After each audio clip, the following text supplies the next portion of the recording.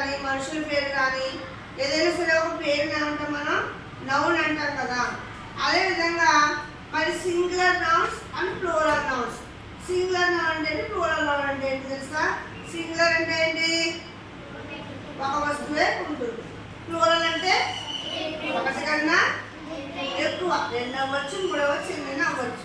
ఇప్పుడు నేను మీకు ఒక ఛాలెంజ్ ఇస్తున్నాను.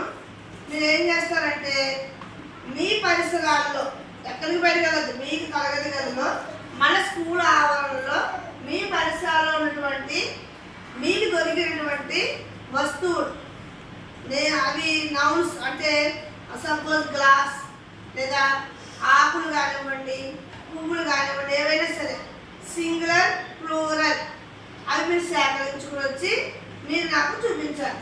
సరేనా? మీకు 5 minutes టైం ఇస్తున్నాను. అందరూ కూడా చూపించాలి. ఓకేనా? రెడీ? స్టాండ్ అప్, వెళ్ళండి బయట. ఓకే చిల్డ్రన్, తీసుకొచ్చారా? చెప్తారా? Okay, get ready, start. Dakshita చెప్పు. Very good. లోపలికి వెళ్ళిపోవచ్చు.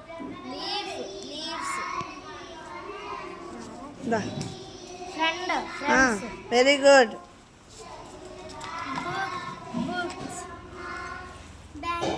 Bangles, pens, pencils, planks, scales, rings, bags, water bottles, sketches, glasses, flowers.